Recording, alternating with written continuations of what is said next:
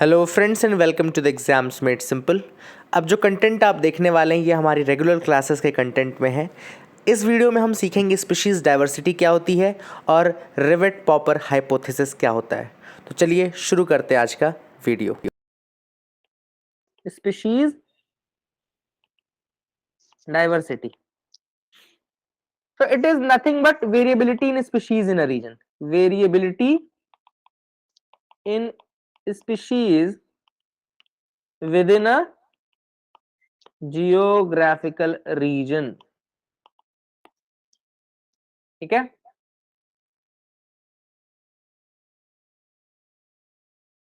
ठीक है,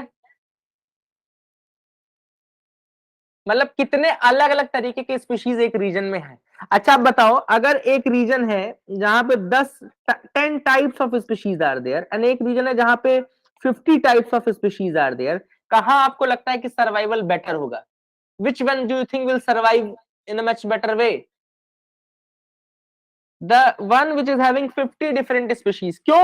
Because it will have a very complex food web.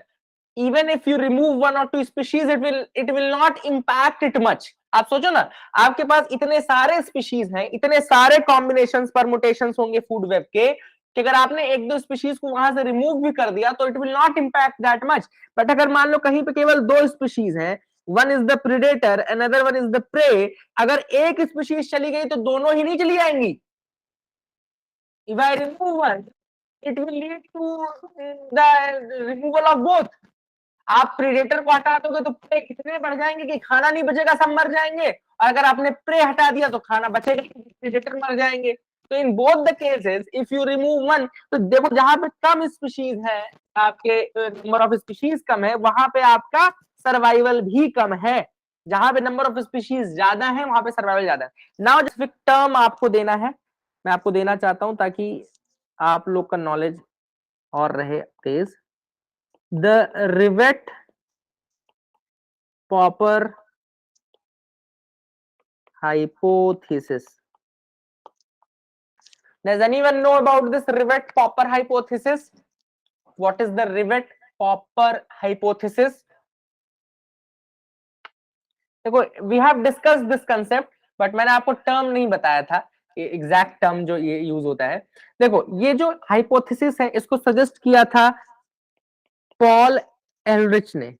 Paul एलरिच ने This hypothesis, Rivet-Popper hypothesis, was proposed by Paul Ehrlich.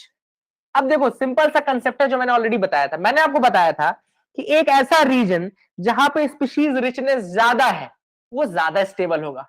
बोला था मैंने आपको, it is much better to have more species than have less species. I gave you two examples.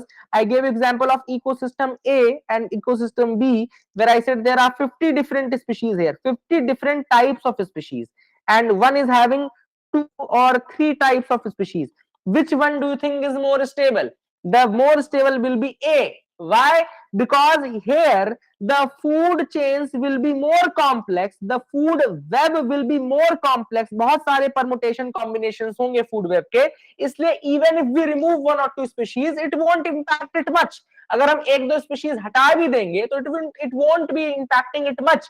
But जहां पे दो ही species है, मैंने आपको एग्जांपल दिया था प्रेडेटर का और प्रे का। सपोज करो दो ही स्पीशीज है, एक प्रेडेटर एक प्रे है।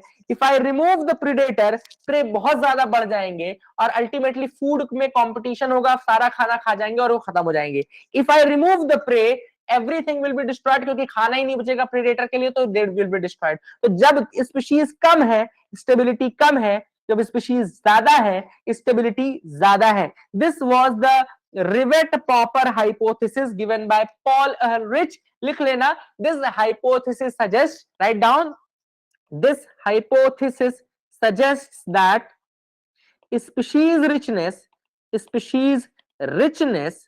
helps in maintaining the ecosystem, helps in maintaining the ecosystem.